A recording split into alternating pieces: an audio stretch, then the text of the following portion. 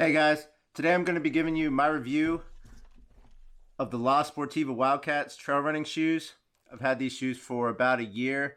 I've got over 300 trail miles on them. I've had these in just about any type of trail condition you can think about. I've had them in rain for days on end, wet trails, mud, dry conditions, wet rocks, pretty much anything. They've held up pretty well for me. This review is going to be from the standpoint of backpacking and hiking. I don't do any trail running, so I can't say anything about that. I'm going to talk a little bit about the features of these, who might want to consider buying these. So let's get into it. First thing I want to touch on with these is the price. I looked around on the internet. Pretty much every retailer right now is selling these for $110. Checked Amazon, Zappos, Backcountry, a bunch of others. $110 is the going rate right now. When I bought these shoes, I got them on Amazon for, it was like $60 or $70. My advice to you is shop around if you can. Be a little patient. Wait until you can find them on sale for under $100. If you can get them for under $100, I'd say that's a good deal. You might be able to find them for cheaper. But right now, everyone's selling them for the $110 range. Gonna talk about the construction here. The outsoles have a Friction X rubber outsole with an impact brake system. So you can see the lugs here. Nice aggressive lugs. Good spacing on them. These are going to give you good traction in most trail conditions. The only conditions where these are lacking is on wet, rocky surfaces. You definitely want to be a little bit careful. They can be slippery in those conditions. They also have no rock plates. And I haven't found this to be any issue, even when walking on a lot of rocks. Really not an issue for me personally. They have a nice large rubber toe cap here at the end of the shoe. This is going to give you good protection for those times when you do bang the end of your foot up against a rock. This has helped me out many times. It's a good feature. It helps out a lot. These shoes have a 12 millimeter drop from heel down to toe. They are 29 millimeters in the heel, and they go down to 17 millimeters down in the toe area. That's a moderate amount of drop on the higher end these days. A lot of companies are going towards a low drop to no drop. Personally, I found these work very well for me. I think that it helps propel me down the trail, and it hasn't been a problem for me. I might in the future try out some zero drop shoes, but if you're looking at something with some drop, you might want to look at these. The uppers on these have a two-piece nylon mesh construction. They have the under layer, and then they have this second mesh outer layer. This provides a good bit of durability to the shoe, more than some single layer designs, but it also still allows a good bit of breathability. It allows your foot to dry out, even when you get these shoes completely soaking wet.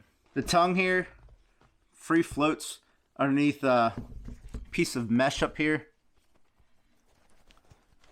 Right here's a piece of mesh. The tongue's underneath there. Piece of mesh helps keep you from getting any debris, stuff down in your shoe. It's a nice feature on these shoes. These laces I have on here are also still the original laces. No problems there.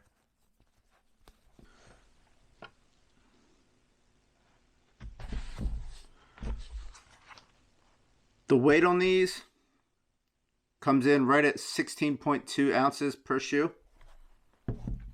It's a little heavy for a trail running shoe, but these shoes are giving you more durability and support than some other shoes out there. As for the sizing on these, I recommend sizing up 1/2 to 1 full size. Most of the shoes I wear a size 12. And these I got the 12.5, and I think that's a perfect fit. If anything, I could have gone up to a 13. Definitely wouldn't have wanted just a 12. So size up 1/2 to 1 full size. That should be right where you want to be. You always want a little extra room in your hiking shoes for the ends of your toes, so they're not jamming up against the end here. And then as your feet swell after you hike a bunch of miles, you'll be glad you have that extra space. You just don't want to go too crazy with it to where your ankle's not being held securely in here. I did replace the stock insoles that came with these. I replaced these with some Soles medium active insoles. You can get these for 50 bucks on Amazon. They're heat moldable. Stick them in the oven for a little bit, put them in your shoe, step on them, and then they mold all around your foot. Give you a really nice heel cup here, some nice arch support. You can go with any kind of insole that works for you. These are the ones that I chose.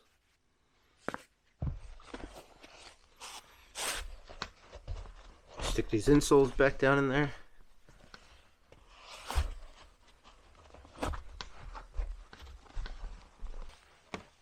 Put these on.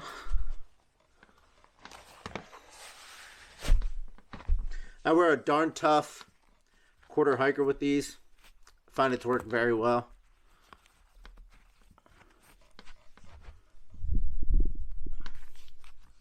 It's got a little runner's loop on here.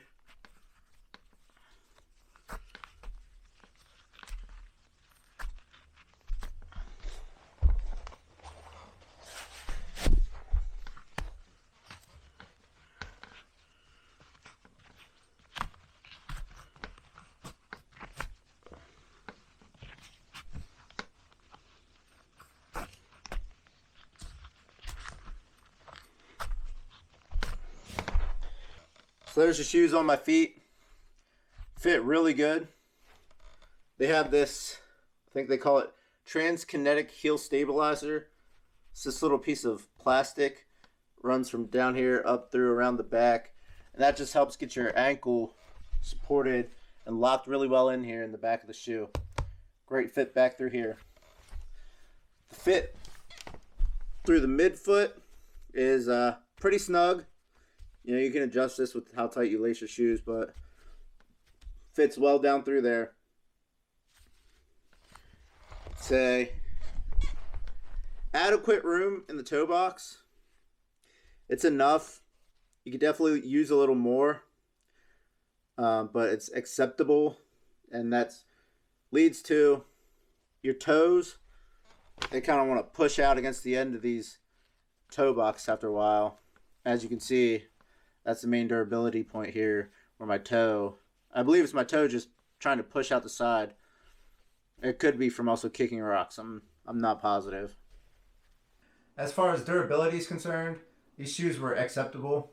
And I've had these, got over 300 miles on them. So wear and tear is going to be expected. Had a little bit of wear on the heel back here, nothing major. I don't know if you're going to be able to see that, but it's not that major. The major wear point is right here on my right foot. This mesh is just blowing out.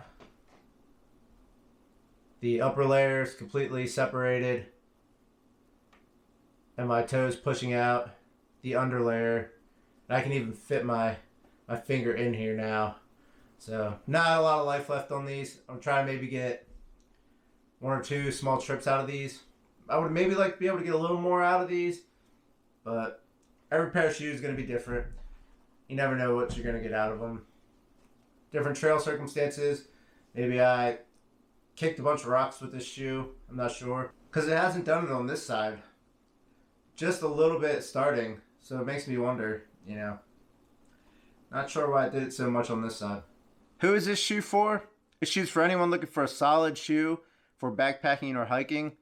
If you're looking for something to do a lot of trail running in, there's probably better options out there for you. This shoe's good for someone who prefers a good bit of drop in their shoes. Maybe you've tried a zero drop shoe, it wasn't for you. Or you just prefer a shoe with some drop. Overall, I've been very happy with these shoes. I would definitely recommend them. I would say they're a good shoe. If you're on the market for a backpacking shoe, definitely check these out. Hopefully this video was able to help you out some. Give you some information on these shoes if you're looking into buying them. If you already have these shoes, leave a comment. Let me know what you think about them. If there's any other trail running shoes you would recommend to me, let me know. I'm looking into buying a new pair. If these La Sportivas, the price don't come down from $110, I'm probably going to be looking into some other options. Let me know what you think. If this video was helpful to you, let me know by hitting that like button. Until next time, get out there and explore.